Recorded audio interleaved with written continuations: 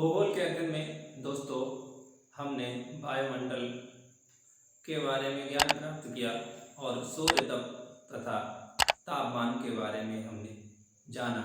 और आइए हम देखते हैं कि तापमान का क्षैतिज वितरण किस प्रकार होता है।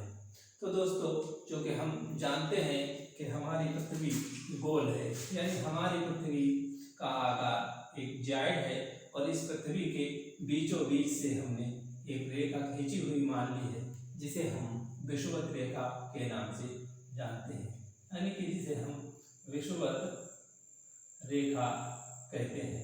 और ये विषुवत रेखा 0 डिग्री होती है और इसे 0 डिग्री मानकर हम इधर ध्रुव तक और इधर ध्रुव तक 90 अंश अक्षांश रेखाएं मानते हैं। तो दोस्तों ये अक्षांश और देशांतर रेखाएं हमारे YouTube चैनल पर पहले से ही मौजूद हैं। आप इसके बारे में हमारे YouTube चैनल पर जाकर अक्षांश और देशांतर रेखाओं के बारे में ज्ञान प्राप्त कर सकते हैं। क्योंकि हमारी पृथ्वी अपने अक्षांश पर 23 अंश झुकी हुई है, तो इसलिए सूर्य जो है वो कभी 23 अंश दक्षिण लंबवत चमकता है तो कभी 23 अंश उत्तर लंबवत चमकता है। और ये कब उत्तर चमकता है और कब दक्षिण चमकता है ये तो आप जानते ही होंगे। अगर नहीं जानते हैं तो हमारे YouTube चैनल पर विषुवत रेखा और कर्क रेखा और मकर रेखा वाले पाठ को देखिए। ये ऊपर वाली जो रेखा होती है इसे कर्क रेखा तथा दक्षिण की जो 23 साढ़े 23 अंश रेखा होती है इसे मकर रेखा कहते हैं। ये कर्क रेखा और ये मकर रेखा होती है। 23.5 अंश कर्क रेखा पर सूर्य जून में लंबवत चमकता है, वहीं 23.5 अंश दक्षिण मकर रेखा पर सूर्य दिसंबर में लंबवत चमकता है। तो हमारी इस पृथ्वी पर मार्च में और यहाँ पर मार्च में और सितंबर में 0 डिग्री विषुवत रेखा पर सूर्य लंबवत चमकता है। तो हम पृथ्वी पर तापमान के क्षैतिज वितरण के बारे में जब हम अध्ययन करते हैं तो हम जून का ना लेकर जुलाई के तापमान का अध्ययन करते हैं, क्योंकि जून में तो यहाँ सूर्य लंबवत चमकता है, लेकिन उसका जो असर है वो जुलाई में ही दिखाई देता है। क्योंकि हम जानते हैं कि हमारी पृथ्वी पर जो सूर्य से स्पेक्ट्रम आता है, यानी कि सूर्य से जो सौर तप आता है उसे एब्जॉर्ब होने में कुछ समय लगता है। तो इसलिए हम जून का अध्ययन करके जुलाई का अध्ययन करते हैं और वहीं मकर रेखा पर दिसंबर का अध्ययन ना करके जनवरी का अध्ययन करते हैं। तो दोस्तों इन 2 टाइमों पे हम अपने ग्लोब पर या पूरे विश्व में आइसोथर्म खींचते हैं, यानी कि जो समताप रेखाएं खींचते हैं और उनका अध्ययन करते हैं। तो उन्हें आप देख सकते हैं कि ये समताप रेखाएं जून के महीने में, ये जुलाई के महीने में और जनवरी के महीने में किस प्रकार की होती हैं। जनवरी के महीने में जब सूर्य मकर रेखा पर लंबवत चमकता है तो उत्तरी गोलार्ध में शीत ऋतु होती है और इस शीत ऋतु के समय पृथ्वी का जो आइसोथर्म होती है, यानी जो समताप रेखाएं होती हैं, वो कुछ इस प्रकार की होती हैं। और इसमें वर्को या अंशक नामक स्थान पर सबसे न्यूनतम तापमान मिलता है तथा ये रेखाएं कहीं कहीं पर गोली गोली होती हैं तथा अधिकतर ये अक्षांशों का अनुसरण करती हुई होती हैं, लेकिन ये जैसे ही स्थल भागों में आती हैं वैसे ही कुछ मुड़ जाती हैं, यानी स्थल और जल के भाग में इनमें अंतर पाया जाता है। वहीं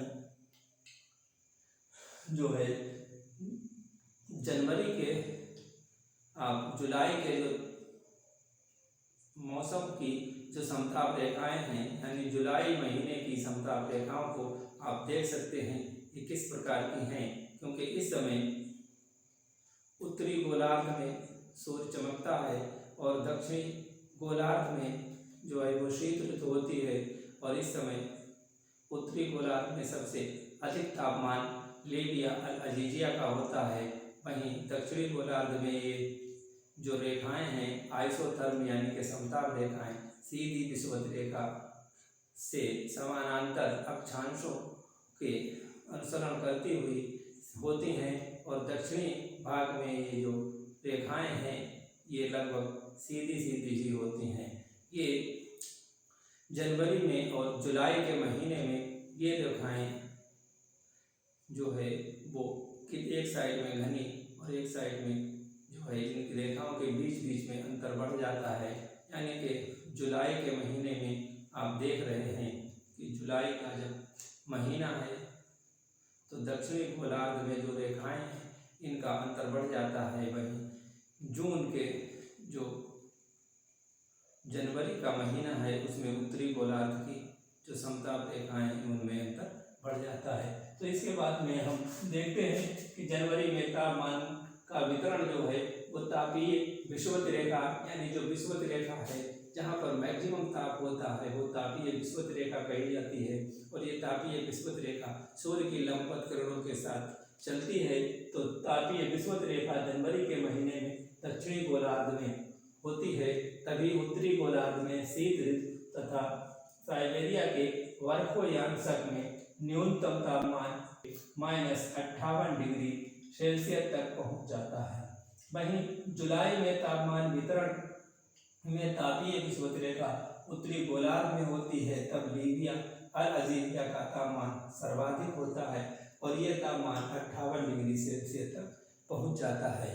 तो दोस्तों साइबेरिया में तापमान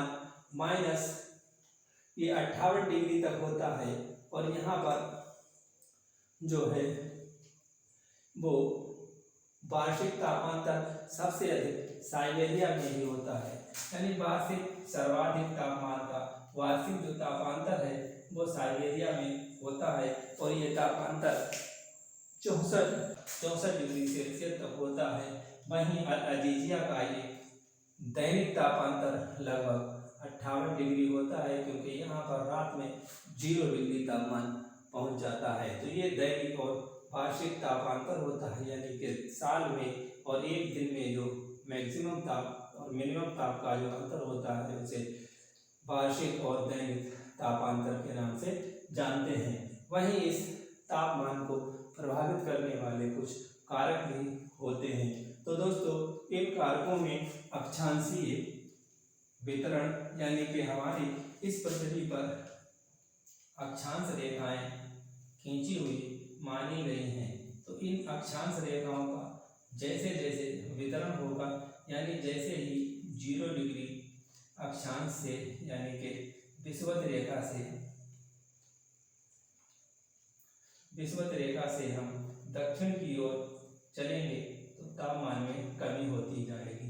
वहीं यदि विषुवत रेखा से उत्तर की ओर चलेंगे तब भी तापमान में कमी होती जाएगी। लेकिन दोस्तों देखने वाली बात यह है कि क्या विषुवत रेखा पर मैक्सिमम तापमान मिलता है, यानी विषुवत रेखा पर सबसे ज़्यादा लंबवत सूर्य की किरणें पड़ती हैं, और यहाँ पर साल में 2 बार लंबवत सूर्य की किरणें पड़ती हैं। लेकिन संसार का सबसे अधिक तापमान कर्क रेखा के सहारे मिलता है, क्योंकि विषुवत रेखा पर दूसरे फैक्टर काम करते हैं तापमान को प्रभावित करने वाले, जैसे कि यहाँ पर बहुत ही ज़्यादा बादल होते हैं, तो उन बादलों की वजह से विषुवत रेखा पर जो एल्बिडो है, बादलों से होकर जो एल्बिडो होता है यानी कि जो तापमान पृथ्वी को प्राप्त होता है उसमें बाधा उत्पन्न होती है और उसमें वो कम तापमान प्राप्त होता है। यहाँ पर कर्क रेखा और मकर रेखा की अपेक्षा, क्योंकि कर्क रेखा पर तापमान जो आकाश जो है वो हमेशा साफ रहता है, इसलिए यहाँ पर जो धूप जो है वो सीधे सूरज से पृथ्वी तक पहुँच जाती है, इसलिए यहाँ तापमान अधिक होता है। इसी वजह से कर्क और मकर रेखा के सहारे रेगिस्तान पाए जाते हैं। वहीं दोस्तों ये कर्क रेखा और मकर रेखा के जो बीच का भाग है, इस भाग को उष्ण प्रदेश कहते हैं, यानी कि ये उष्ण प्रदेश है, ये गर्म क्षेत्र है। और इसके बाद जो है वो जो 66.66 अक्षांशों तक का जो क्षेत्र है 23.5 से और 66.5 अक्षांशों तक का जो क्षेत्र होता है उसे शीतोष्ण प्रदेश कहते हैं। यानी ये जो है वो शीतोष्ण प्रदेश होता है। और वहीं इसके बाद का जो ध्रुवों तक का जो क्षेत्र होता है वो शीत प्रदेश के नाम से जाना जाता है। यानी ये जो है वो हॉट होता है, ये यहाँ पर जो है वो वार्म होता है और ये कूल होता है। यानी यहाँ पर जो है उष्ण है, बहुत तापमान है, यहाँ पर शीत भी होती है, उष्ण भी होता है और ये शीत प्रदेश होते हैं। तो इस तरह से अक्षांशों के अनुसार हमारी पृथ्वी पर तापमान का वितरण होता है। ये जो क्षेत्र इतना पाया जाता है कर्क और मकर रेखा का, ये उष्ण प्रदेश है और ये वाला क्षेत्र जो है दोनों गोलार्धों में ये शीतोष्ण प्रदेश है। और इसके बाद का जो क्षेत्र है वो शीत प्रदेश है, यानी ये शीत प्रदेश होता है। तो दोस्तों इसके बाद हमारा एक दूसरा फैक्टर आता है जिसे कि वो हमारे तापमान को प्रभावित करता है, वो है ऊंचाई। यानी पृथ्वी के तल से धरातल से जैसे जैसे हम ऊपर जाते हैं, जैसे जैसे ऊंचाई बढ़ती है वैसे ही तापमान में कमी आती है। यानी कि तापमान कम होता है और ये कम होने का रेट है प्रति 1 किलोमीटर, यानी कि 1000 मीटर पर ये 6.5 डिग्री सेल्सियस तापमान में कमी आ जाती है। और यही कारण है कि विषुवत रेखा के पास भी ऊंचे जो स्थान हैं उन पर बर्फ जमी रहती है, जैसे कि किलिमंजारो पर्वत जो कि अफ्रीका में है, वो विषुवत रेखा के पास में है, लेकिन फिर भी उसकी चोटियों पर बर्फ जमी रहती है, वहाँ पर शीत प्रदेश होता है। तो दोस्तों इसके बाद हमारा आता है स्थल व जल का प्रभाव। जहाँ जहाँ पर जल और स्थल होता है वहाँ पर तापमान भी प्रभावित होता है। यानी कि जब स्थलों का भाग क्षेत्र अधिक होगा और जल का कम होगा तो स्थल बहुत जल्दी गर्म हो जाते हैं और बहुत ही जल्दी ठंडे हो जाते हैं। जहाँ पर स्थल अधिक होंगे वहाँ पर वार्षिक तापांतर और दैनिक तापांतर अधिक होगा, जबकि जहाँ पर जल होगा वहाँ पर वार्षिक और दैनिक तापांतर बहुत ही कम होगा और मिनिमम होगा। और यही वजह है कि कुछ जो है वो जल की वजह से उच्च अक्षांशों में भी बर्फ नहीं जमती है और वहीं इन प्रदेशों में भी यानी कि उष्ण प्रदेशों में भी ठंडी का मौसम होता है और ठंड का मौसम महसूस होता है। ये जल और स्थल का ही प्रभाव है। अब स्थल का स्वरूप अगला आता है कि हमारा स्थल का स्वरूप भी तापमान को बहुत ही प्रभावित करता है। जैसे जो सूर्य से जो भाग सूर्य के सामने पड़ता है तो वहाँ पर तापमान अधिक होता है और कोई अगर चोटी है तो वो अगर उसका ये वाला साइड जो होगा इसमें तापमान कम होगा। ये धरातल ये स्वरूप है और धरातल जैसा होगा वैसा ही पृथ्वी के वहाँ का तापमान होगा। यदि वनों से आच्छादित है तो तापमान कम होगा और अगर यहाँ पर केवल ये बीहड़ मैदान है यानी कि जहाँ पर जंगल और वन नहीं है वहाँ पर तापमान अधिक होगा। अगला है हमारा समुद्री धाराएं और समुद्र में बहने वाली धाराएं भी हमारे पृथ्वी पर तापमान के वितरण को प्रभावित करती हैं। वो इस तरह से प्रभावित करती हैं कि जैसे कोई उष्ण प्रदेशों से अगर कोई धारा चलती है और वो शीत प्रदेशों की तरफ जाती है तो वो गर्म धारा होती है तो वो अपने साथ गर्मी ले जाती है और इस शीत प्रदेशों के क्षेत्र को भी गर्म कर देती है। यही वजह है कि उत्तरी अमेरिका से जो अटलांटिक महासागर है उससे जाने वाली धारा इंग्लैंड के कुछ देशों को यानी साइबेरियन प्रदेश के देशों में भी वो वहाँ पर गर्मी बनाए रखती है और वहाँ के जो जल है वो हमेशा जल ही बना रहता है और वो जम नहीं पाता है, जबकि वहाँ पर अन्य उसी अक्षांशों के अन्य क्षेत्रों में बर्फ जमी रहती है और वहाँ का क्षेत्र जो जल है वो हमेशा जल में बना रहता है और वो बंदरगाह साल भर खुले रहते हैं, जैसे कि इंग्लैंड के बंदरगाह।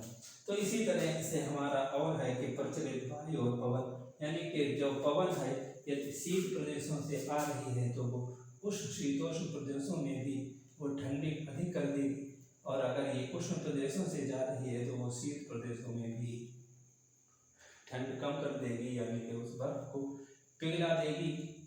इसमें जैसे कि हमारा बर्फोयाशक जो क्षेत्र है वो साइबेरिया का 0 डिग्री अक्षांश पर नहीं है, वो बहुत ही नीचे यानी कि 70 के करीब है, 65-70 के करीब पर है, लेकिन वहाँ पर भी जो हवाओं का प्रभाव है इसलिए सबसे कम न्यूनतम तापमान वहाँ पर रिकॉर्ड किया गया।